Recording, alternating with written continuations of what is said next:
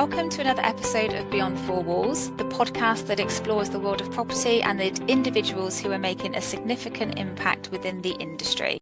Today, I am thrilled to have Annie McGrandles as our special guest. Annie is a highly accomplished professional recognised for her outstanding contributions to the property industry. And Annie's expertise and commitment to excellence have earned her a recent commendation at the Property Institute ACE Awards, where she was highly commended with the Honorary Industry Award. Welcome, Annie. Thank you so much for being here. I really appreciate it. No, thank you for having me. It's lovely to join you. I've been listening to them all, so it's great to be on with you. To start, can you share a bit about your background and how you initially got involved in the property industry? Yeah, of course. Well, I'd love to say that I fell into property, but I can't. I definitely look back at how I found myself in property and cannot, disconnect the fact that my mum actually worked in housing as a property manager. So I'm guessing subconsciously that had an influence on what I'd done. I always kind of remember my mum had this home office, which was basically a desk under our stairs. And she worked incredibly hard in her role as a property manager. And she also had a pager, which I thought was really cool at the time. And on that basis alone, I think it was enough to make me look at the profession as a career. I actually started out my career for working for one of the large agents, but they were fairly small at the time, and I worked as an administrator. Mm-hmm. I stand by this being the best baptism of fire for any block manager. Going into that first role as an admin, I think that you kind of learn everything, and then you can kind of work out your route to kind of specialising. From that role, I went into a firm in London, and I become qualified, and I got promoted to a block manager. And then I did something quite mad for a 26-year-old. I did a management buyout of the business that I worked in. Oh, wow. And I purchased alongside another the portfolio, which was at the time 300 units, and then started Burlington Estates. And I ran that business for, I reckon, about 12 years. Kind of growing it. We won numerous awards. So in our first year, we won London Block Manager of the Year, mm-hmm. which we went on to win another 2 times. And then we won the Times Block Management Agent of the Year. So we got all of these accolades. We managed really high-end buildings in Mayfair. So we had an office and we operated in Mayfair, and we looked after buildings about 30 minutes from the office. So then we sold that business on, and I moved on with the business and kind of ran it for an agreed period of time of 3 years. And then I came out of the sector, and I kind of took a bit of time to take stock of what I wanted to do next, and then found myself having a really interesting conversation about what was happening in the sector, where I felt that change needed to be kind of influenced moving further.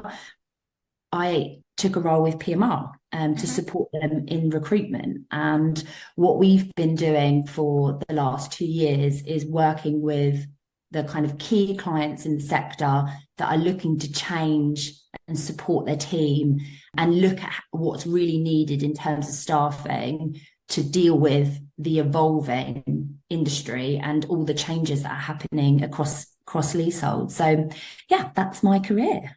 That sounds amazing. I'm very brave as well.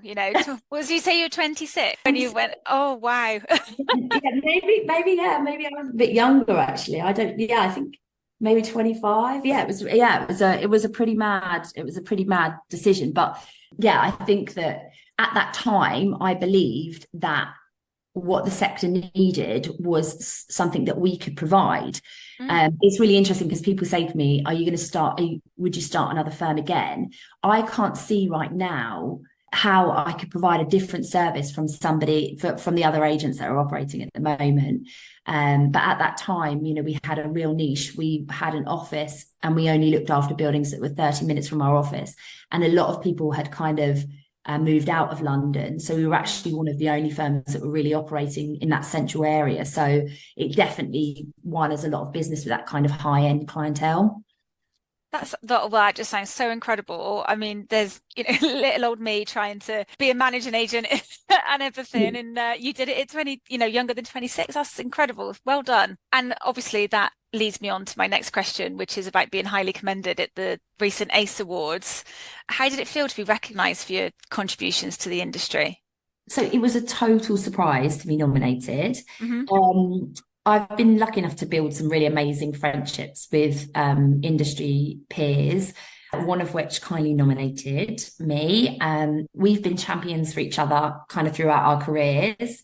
So we actually met on a TPI or an ARMA course back then. I think it was like introduction to block management, or like doing our first like A exam together. And then we kind of have stayed really closely in touch, started businesses at the same time, and just kind of really championed each other. And they were, they were really kind. They nominated me. They touched on my work with kind of TPI, with RICS, and also kind of the coaching which I've done for individuals, which I find really rewarding. It sounds like you've had a really rewarding career so far.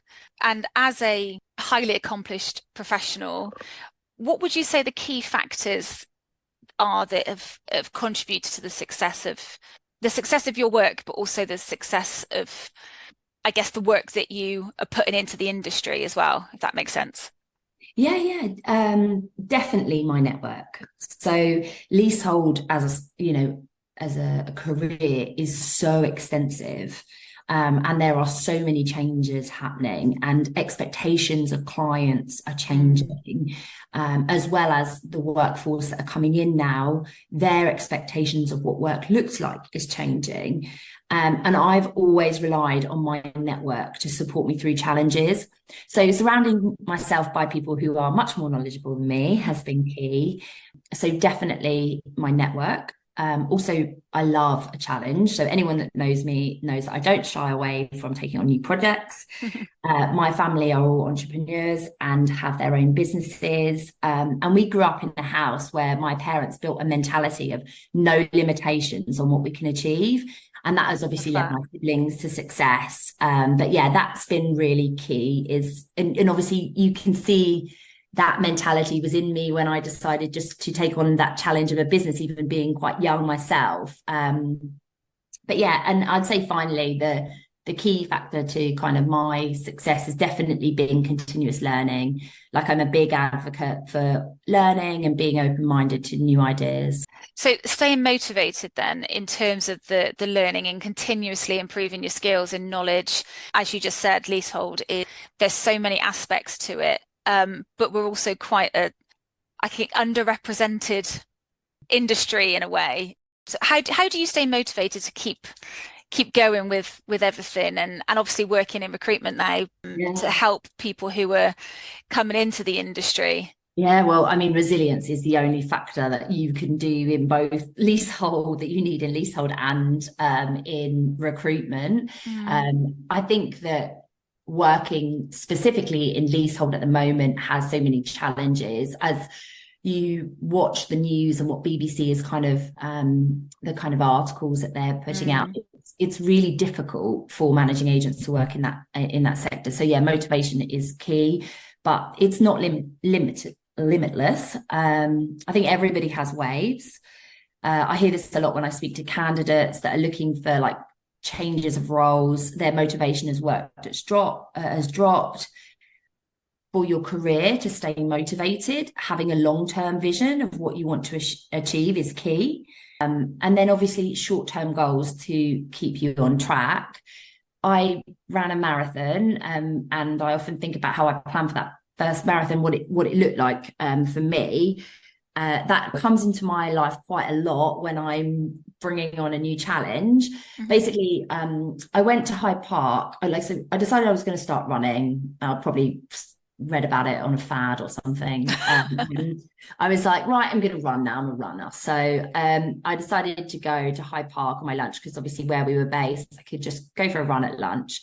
So it was like August, it was like roasting hot. And I just set off on my run, and I think I did 8 minutes. It was like, and then I just walked back to the office in a half.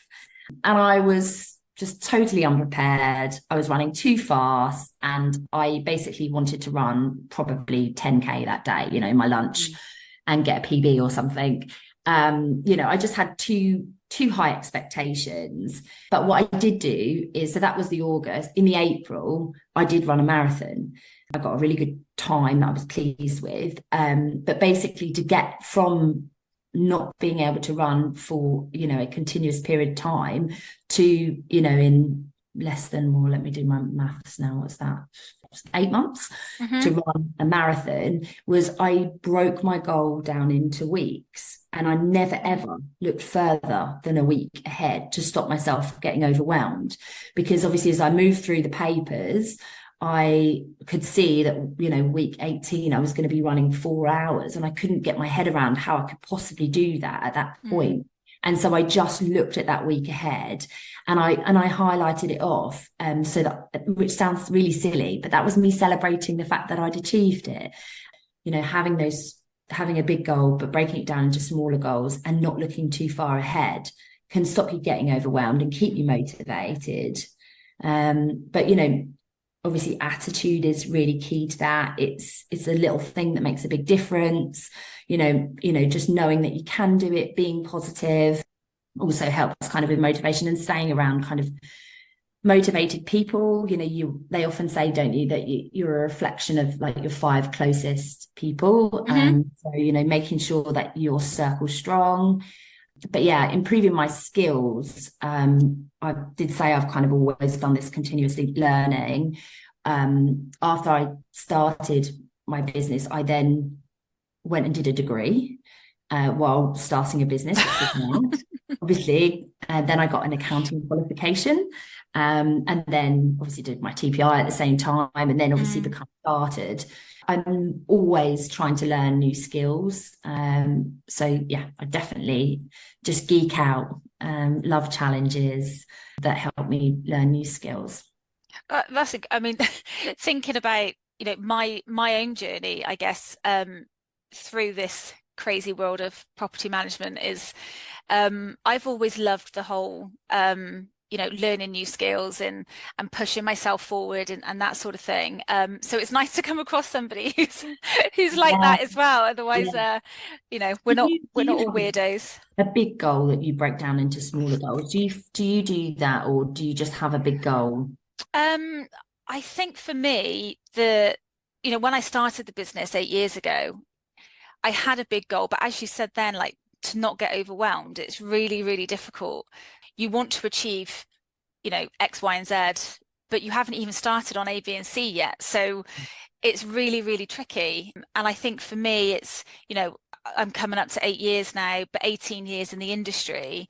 And I think, well, what is my goal now moving forward, if you like? You know, do I want to do this forever? Is it something that, you know, ultimately can I change my outlook now after 18 years of pretty much doing the same thing? I need to kind of reverse engineer that a little bit in a way, because, okay, so I've been doing this for 18 years, but if I want to do something else, how do I get to that point with all of the skills that I've got from what I've been doing? I'm babbling a little bit. Does that make any sense? No, and these are conversations I have daily with candidates, you know, particularly dealing with kind of high level candidates, you know, very senior people. The question that I often ask them is, where do you see the sector in 5 years?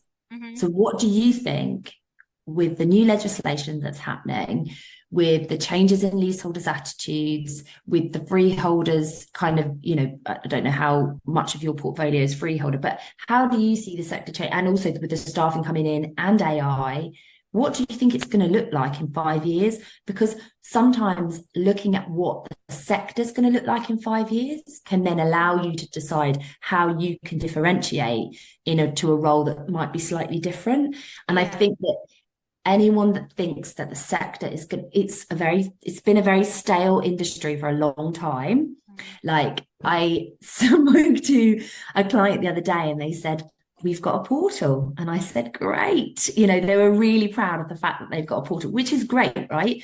But I mean, to have a portal is the sector has been quite stale for a while, but there are going to be big changes that are going to happen to allow part of that is the consolidation, but to allow companies to increase their profit margins, there is going to be big changes in this sector.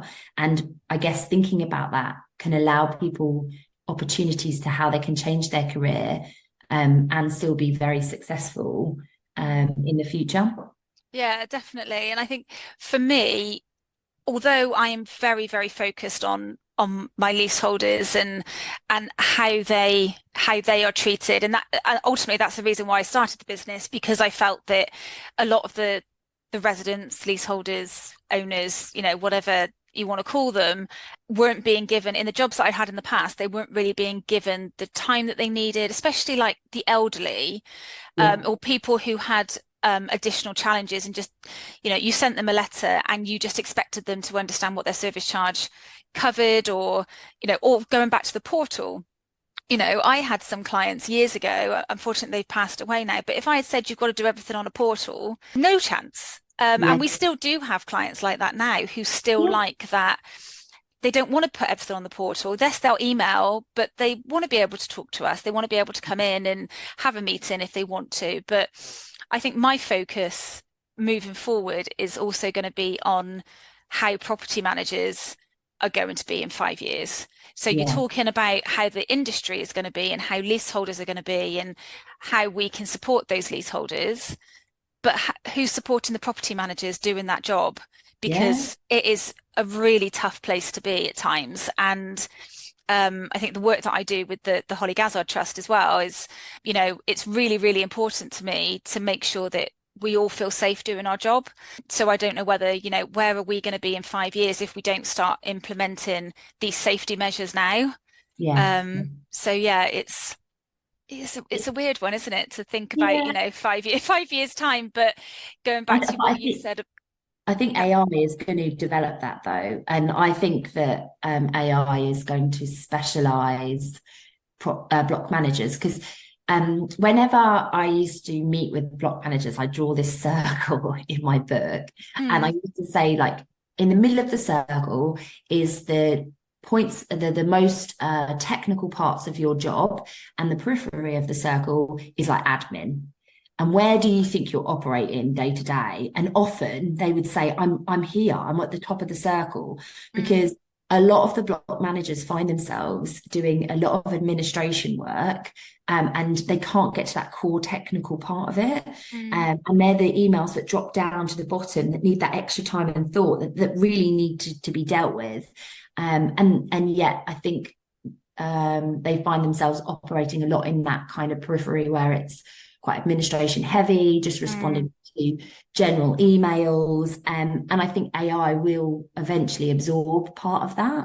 It is a lot more admin heavy than it used to be. Like, even if you think 5 years ago, well, obviously we've just spoken about 5 years in the future, but even 5 years ago, or before Grenfell, for example, that was when I was a property manager doing it sort of day to day and everything. Although there was admin to do, it wasn't as heavy as it is now. And for property managers now, they can't, as you say, they can't get to the nitty gritty that they want to learn about, because everybody's on email now, and it's just, the calls have dropped off a bit, I think. But then you get probably 200-300 emails a day, which is crazy. And of course, that's quite difficult as well, because that's the part of the job that they don't really enjoy. And often I speak to people that say to me, I just want to step back from the leaseholders. I want an operational role. And I think that's because they've learned all these technical skills and they want to be able to use them, and they can't do it because they're running at that administration level. And it's not, I don't believe it's the desire not to want to work with the leaseholders. It's that the leaseholder inquiries tend to be quite low level, right? And they want to use their skill sets and do something operational, where they feel like they've achieved something, And I think that's where I find a lot of people talking to me about moving to that type of role or client side. They feel that that will give them an opportunity because they want to be a step back from the leaseholders. Yeah, and I completely get that. It's it's really hard. You go into a job thinking it's going to be one thing and it ends up being something else entirely.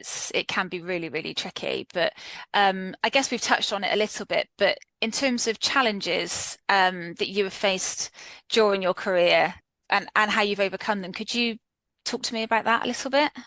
Yeah, I guess I guess staffing is probably one of the biggest challenges that I face, and probably like everybody that's going through this in the sector at the moment, there is a staffing shortage at the moment. Trying to get people at a particular level, we seem to be between like experience level 3, sort of 3 years and 5 years. There seems to be a shortage in the sector now of people that are TPI qualified, have a general understanding, and have a realistic salary expectation. Yeah. And I think that has been the challenge at the moment. And I think that that's probably the most front-facing role, touching on what we've just said about the fact that people want to step away from leaseholders, that front-facing role with the kind of experience level 3 years, that is where there is this vacuum at the moment of finding people. And I guess I definitely found keeping people motivated and understanding their challenges to deliver the service and my challenges to run the business and at a profitable level was definitely one that I struggled with. So I think that, now in my role at PMR and talking to business owners and then again struggling to find that level experience and people who have got an understanding, got a level of resilience as well, has kind of continued on. And I think that part of the people that are doing it really successfully, holding on to staff at that level and keeping them motivated, are supporting them with training. They are giving them days where they are not having to respond to emails or calls. So like breaks from that period of what we kind of described earlier as the difficult part of the job. I found that clients that are doing that are finding that they're holding their staff at that level for longer. That's interesting to know, because do you think there are, a lot of people, a lot of property managers certainly say, oh, I just fell into it. I didn't really know what block management was and I just fell into the role. Apart from you, obviously, because you had your mum's influence. Yeah. But do you think the like trying to bring people into the industry, do you think more can be done around that? Educating people around, what it actually is that we do, and trying to, you don't really see block management on a careers guidance board at schools and stuff, do you? Yeah. So I actually run the introduction to residential block management course for TPI. And it's really interesting, everybody's different background that comes on there. And, what I always say to them is, this is the most widely ranging role you'll ever come across. So each day will be different and you can specialize. It's just a great it's a great role to kind of build a career from. So obviously you can go into leasehold, you can go into service charge, you can go into building surveying, you can go into commercial. There's loads of different avenues to explore from doing this role. But obviously the biggest thing that they do need to understand, and one of the things that we talked about when I first started delivering the course, was there was no training on resilience in that 6 hours. So we did legislation, we did lots of technical things, and how to read leases, but there was no discussion around resilience. And I feel that is really the training element that you need to support, the generation that are coming in, because often we're finding at the assistant property manager level, they're generally kind of in their 20s. Or you do find a lot of people in the industry, it's their second career, and they're women of sort of the kind of mum returners. There's a lot of that demographic in the sector, particularly in like the Midlands and the North. However, generally as an APM, they're younger, in their 20s, and we know from how we look at the generation is that they are less resilient, and they have shorter attention spans. And so supporting them with that is really important. So yeah, I definitely feel bringing people into the sector now through apprenticeships. I had a meeting with a client yesterday and had a big chat about their kind of plan. They're one of the fastest growing agents in the sector.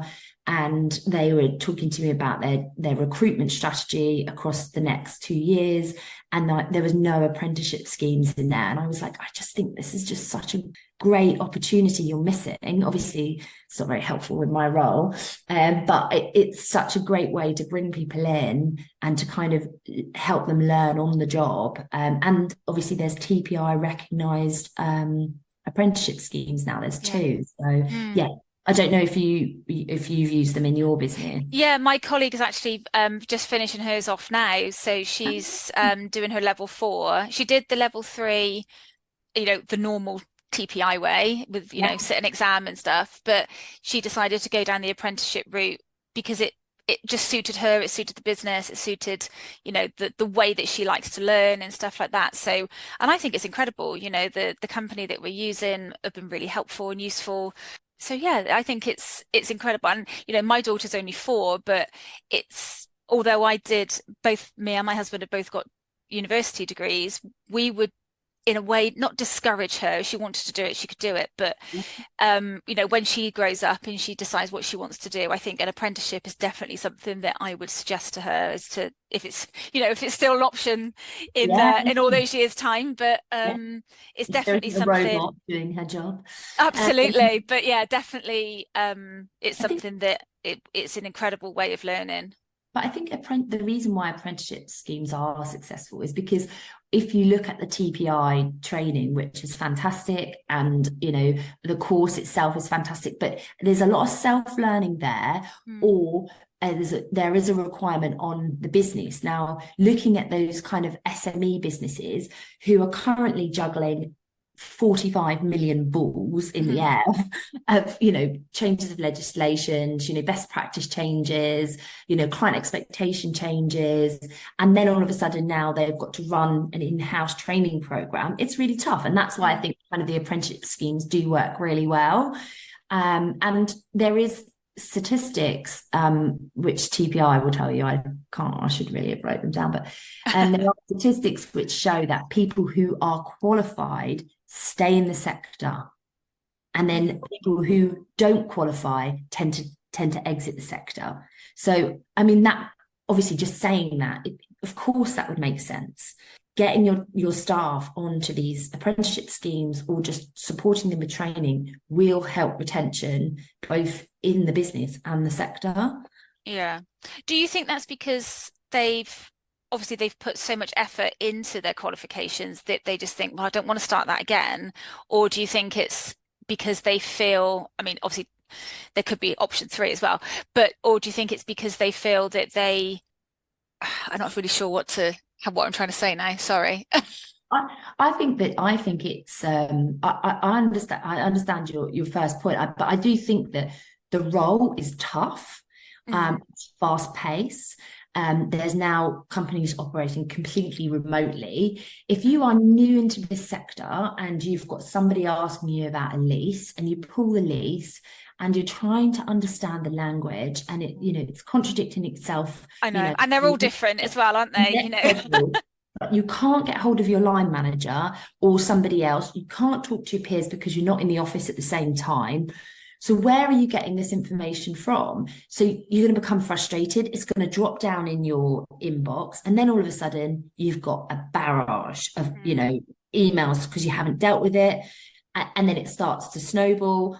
Knowledge, having an understanding of how to do something means that you can have ownership. And one of the things that I see a lot of in block management, so another TPI statistic, is that in the most recent wellbeing survey, the most surprising factor I found in all of this is that the reason that people are now exiting the sector or changing jobs, so the reason people are changing jobs in the sector, it's not the length of hours they work, it's not the number of the portfolio, it's not that they're working from home, which were all key factors factors in previous reports, but it's actually the length of time it's taking businesses to recruit. So it's the length of time that it's taking a business to recruit for their peer who's just left, so the empty seat is beside them. And when I thought about this, and had a chat with some people, what I realized is that we like ownership as block managers. So we don't like taking on somebody else's portfolio and like dipping in and dipping out, even though we can do it, right? Absolutely. Can we do a Section 20? Yes, but we like complete ownership of the whole portfolio that we manage, and therefore we don't really like absorbing someone else's for a period of time. And because recruitment has been so slow, that frustration then actually makes more people leave. And so I think that that is a challenge again that the sector needs to kind of get a hold of. That's really interesting, actually, because I suppose you build, when you've got your own portfolio, you build your relationships. So it's not just going back to like the admin heavy side of things. You're not just, as you say, doing the Section 20s or the admin stuff that, ultimately, if you taught somebody how to do it, they could do that basic function. But also knowing that, Mrs. Smith isn't really going to understand what I'm sending her. So do I need to do an additional cover and letter? But the robot doing your job isn't going to know that aspect of it. You see what I mean? So I think everyone can understand why they don't like to take ownership of people's. If you've ever took on a portfolio and had to present some year-end accounts that you didn't spend that money on, and you literally are like, oh, I don't know why, I can't work out the thought process on why they, replaced all the guttering. You don't know it, but you've got to own it, and that's quite tough. And I think that that's why people generally like their whole ownership, which I find really strange when I see people who have jumped roles after kind of 18 months, 16 months, and then again and again. I think, oh, that's your problem coming home to roost. Like you've obviously maybe spent some money and now you have to have ownership of that. I often worry when I see people in those short roles for 2 or 3 times. I don't know if you've seen those sorts of candidates come across your desk before. It makes you worried that they can't manage perhaps some of the decisions that they've made. No, I completely get that. And you kind of think, well, why is there such a jump all the time? But at the same time, going back to what you said earlier about the people in their maybe early 20s who are coming into the industry with the short attention span, and if they're not getting what they want from the role, they're going to move to find something else. So I guess it's a big balancing act, and it all comes back to conversation, doesn't it, and communication with the people that you want to bring on board.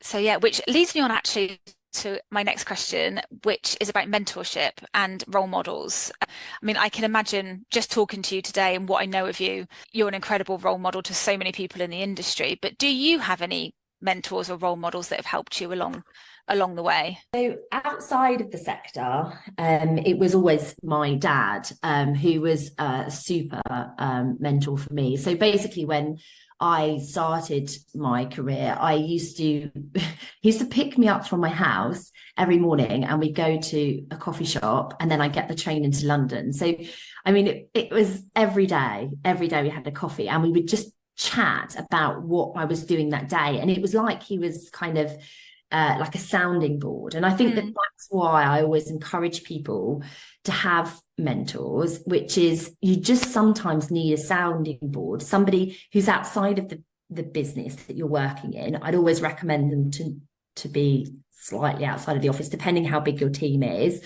But somebody who can be impartial and just to sound off about something that you need to kind of understand a bit more about or see some perspective on. But in terms of kind of insight in the sector, yeah, I've been really, really lucky to have worked alongside some other people that had businesses at the same time, and we kind of created kind of a group where we'd share a lot of information. So yeah, I definitely feel like I've met some really amazing people in the sector. And do you offer, working in recruitment, it probably comes across your desk quite often, but do you offer like a mentorship program or anything like, or is that in your 5-year plan, if you like? So I think, yeah, I mean, when people call me, they often don't call me because initially that they want to they've got to change jobs. They just want to understand sometimes. And I have calls with people all the time where I say to them, but I'm not sure that what you're looking for is out there, or that if you move it, that would be right. So try to stay really impartial when talking to people about their careers, because it's really important. So yeah, I think in terms of kind of other mentorships, obviously I've been helping people with their achieve their RICS. So that's kind of like they're called RICS counsellors that kind of support them into achieving MRICS. That's really important to me. I did my MRICS about 2-3 years ago, and it actually, for years, I'd kind of had it on my to-do list, and everyone kept telling me how difficult it was going to be and how I needed to put in lots of work. And I'm not saying it wasn't difficult and I didn't need to put in lots of work, but it was really achievable. But you don't really have any guidance. It's quite, you have to do a lot of finding out a lot of information yourself, and unless you're in a RICS firm, it can be quite difficult to navigate. And so I just have put myself out there just to talk people through the process and break it down into small chunks so people can achieve it. So I've been really enjoying doing that. And obviously, that's been really interesting.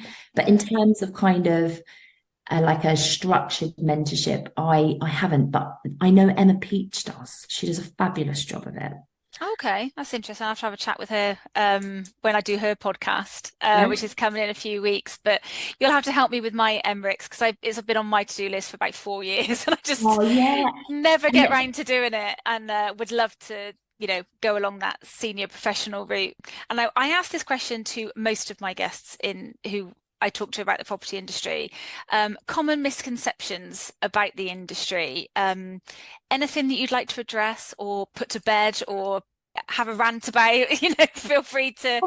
Misconceptions of the industry. Oh, yeah. I mean, I guess if I'm thinking of like leasehold or recruitment. So in terms of recruitment, there's probably a common misconception that it's rushed and sloppy. But I Okay. definitely don't feel that has ever been approached that I've seen anybody in the team at PMR do. We've got a huge team, there's nearly 50 consultants there. But there is a real high level of vetting and standards that happen across the team. They work incredibly hard. And yeah, there's a lot of process that goes into each job that they take on. So yeah, in terms of that misconception, I definitely address that. And then in leasehold, what would be yours? There you go. Oh, answered Yeah. a question with a question. That's sneaky. Politician. Common misconception, I think, is that every managing agent is just out to take your money and then just doesn't do anything. I think that's a real struggle, especially for business owners who, like small companies like mine. I'm sure there are many agents out there who get really frustrated with that fact, because you are working so hard, and that there's always going to be a bad apple somewhere along the lines. That's just the way of the world. That's in every industry. But I also think that, that the misconception, especially, being mentioned in the press, BBC News are doing quite a lot on it at the moment about, people's service charges going up quite extensively, but they're not really getting anything for it. They don't really know what it's about. But has that agent had the opportunity to address that? How has the agent approached it? We're not perfect. We try our best with communication, but sometimes you need to do a bit more, sometimes you don't. Yeah, I think on that point though, like, so it was quite interesting. So I was on a panel the other day, and somebody asked me, what role if you were a managing agent now, what role would you put into your business I would put in a PR role. I would put in somebody that is managing, press, Mm. because BBC and other, kind of news outlets are not giving up on this, and their wording is not reasonable. So I did call out an article on LinkedIn the other day, and obviously I'm impartial, so I can. As it basically named an agent 5 times, and it referred to them throughout as if they were profiteering from the service charge increases. My household bills have gone up significantly.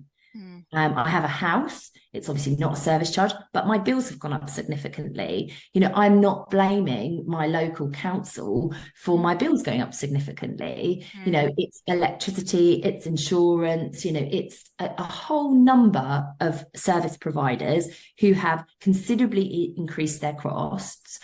Agents are almost being kind of tarnished with the fact that bills have gone up, and they are laying responsibility with them. Legislation changes have brought in new costs that are totally different from leaseholders, that agents just have to enact. And yeah, okay, I understand that some agents will be doing that service themselves and therefore obtaining a profit from it. However, that needs to be done by a service provider. So I think that for me at the moment, and obviously my work with TPI, we have been discussing the fact that the press are ringing agents for comments on these things. Agents do need to have an understanding of what's going to happen. After I'd obviously made these comments on LinkedIn to explain, you shouldn't be naming this managing agent 5 times in there. You haven't named the electricity provider, which is what it's about. The fact that electricities have gone up, you haven't named them in this. You've actually just named the agent. Yeah. You need to kind of, this is like sloppy journalism. Another agent called me and said, I'm really glad that you've kind of made a comment. However, I couldn't write that comment because I would get a barrage of abuse. It's only because you sit outside the sector that you're able to make these comments. And they feel like as an agent, they almost can't respond to it. And I think, obviously, if you think about your business, do you have the ability to tap into some press, and actually have somebody to support you with a press release if BBC wrote an article about you? Yeah, we do. We use a lady called Fiona Scott. Her podcast actually has just been released, and we talk about this actual subject in my podcast. The press obviously want to generate a great story, and you don't know if they have been approached but then didn't respond, because you always get the right to reply. But I completely agree with you that businesses need to have that comms role, or a PR type role, to certainly to understand where we need to get the facts correct, because I would imagine those service charges that you're speaking about, they have all gone up. Everybody's service charges have gone up to a certain extent, but I don't expect the managing agent's fees have gone up. Exactly. And that never gets mentioned, and we just get knocked as the scapegoat. And I did exactly the same thing as you did. Thankfully I didn't get any abuse, so I'm kind of glad about that. I was very impartial when I said about it. But I did the same thing on LinkedIn, and I said, this just isn't the way that this has been written, just really isn't fair, and it needs more of a balanced approach. It was a very, very unbalanced, very much against the agent. But you don't know if there was cladding on that building. You don't know if they had major works going on. You don't know why their service charge had gone up. It was just the headline of my 1-bed flat in London is now £5,000 a year in service charge, and it's the agent's fault. It was a very, very unbalanced article, and I think that, I know the TPI are doing a lot with government, aren't they, to try and help with the legislations and stuff that are coming through. Is there a conversation with the press that needs to happen as well, potentially?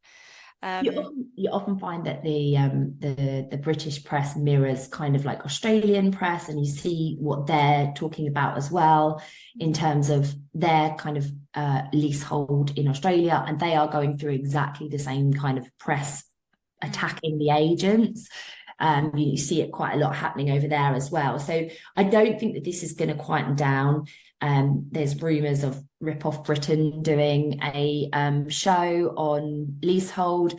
I think that the issue, if you are an agent, is if you are if you get caught up in this, have you got a strategy on how you're going to manage it and how you're going to deal with that?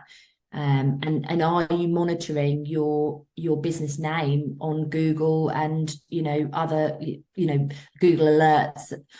Are you monitoring that? Because that's definitely something that each agent needs to do now. Yeah, definitely. You need to manage your reputation from day one, don't you? Yeah. Just in case, something happens. And ultimately, if you've inherited or you've taken on I know from my experience, you take on a block and you think, oh, I can change this, I can work with the residents, I can do this, I can do that. And you get all the same problems and you get all the same blame on your doorstep. And it's really hard because ultimately you just want to do your best and you just want to be able to do what is best for the residents. But sometimes you just can't. It just isn't possible. And this is where a couple of fundamentals that hopefully, as I say, tech will kind of bring in and start to support us on. But one fundamental there is, you should be able to pick the phone up and speak to the previous agent in a professional but friendly way, which is, what's happened, how did it go, and then give you some real advice. We're not all working against each other. And so I think that people having a good network so that they can speak to their competitors and share information like that is really important, because obviously you need to be able to price the building to be able to service the building, and also the information share. So one of the issues that I see in the sector still is that when you move agent to agent, you lose so much information, and all of that paperwork just doesn't seem to move on, which prevents a new agent from really getting to grips and understanding it, and it costs the leaseholder money. When we started Burlington, we didn't lose a client for 7 years, right? So we were immensely proud of that. But that was just the cycle at that time. Leaseholders weren't looking to shift blocks around. They didn't know where to shift them. It took a longer period of time. It's not like that anymore. Leaseholders shift, RMCs will shift buildings very quickly, and they don't mind going through 3 agents in 1 year, and that doesn't give an agent real time. You don't really make profit in that first year because you're absorbing information, you're building, relationships, you're kind of perhaps dealing with some legacy issues that you weren't told to you, that you hadn't priced in. So I think that, seeing that shift again with consumers of what they expect, and the fact that they don't really give people the opportunity to build on that again, I think puts a lot of pressures on agents. Bringing this to a close, and you've been amazing, Annie. Thank you so much for all this incredible insight that you've been giving us. But to end on a positive, can you share any memorable or inspiring moments from your career that's really had a lasting impact on you? Oh, you've caught me off guard. Sorry. So, probably, I don't know. Come on, tell me yours. Go on. Oh, you've got a sneaky one in again. I won, the company won a pandemic response award back it was 2021 that we got the award, but it was for work we did through the pandemic, so basically started in 2020. And I guess for me, it was an incredible achievement because I'd not long had my daughter. I had her at the end of 2019. Then we went into the pandemic. I was trying to keep the business going, but I was also incredibly supportive, not trying to blow my own trumpet here, but I am really proud of it. I set up a team of volunteers that would help people who couldn't get out. Did they need any shopping? Do they need their prescription picked up? Do they, people who I would have gone to see, for example, because they didn't understand their service charge or something like that, how I made it work, and I won the News on the Block award for pandemic response that year. So I'm really, really proud of that. It's probably one of my biggest achievements. I mean, I'm sure there are many, but you've caught me off guard as well. But does that help you answer the question? I guess the thing is, though, I guess that's a real reflection of kind of your caring approach, isn't it? And why your business is different. I think setting up the business and being just so proud of it was really kind of key to me. I really enjoyed going to work every day. I never found it difficult to get up and do something, because I really enjoyed it and I had ownership of it. And so I guess that was probably the best thing about my kind of career in block management. And winning that award that first year was a complete surprise. Winning London Block Management Company of the Year that first year, and it really kind of lifted the business into kind of a new level, and it grew from there kind of year on year. So yeah, I think that was probably one of the most memorable parts of my career in block. That's incredible. Well, thank you so much. How can listeners find you if they want to? So yeah, I mean, if anybody wants to have a chat with me about MRICS or about their kind of career or what they're doing or new roles, then yeah, I'm on LinkedIn. And I'm obviously working with PMR, so obviously you can come and find me through the PMR website. But yeah, LinkedIn is probably the one. I do post on LinkedIn quite a bit. I get a lot of stick for that. Well, no, I think you've got to be present. You've got to do it. So thank you so much again. I really, really do appreciate you taking the time to come on. Thank you so much for taking the time to listen to my latest podcast. You can find me on LinkedIn and Instagram. The links are in the show notes. Or you can contact me on jodie@jodiefraser.com. For more content and updates, don't forget to subscribe to this podcast on your favourite platforms. Thank you once again for listening. Until next time, take care.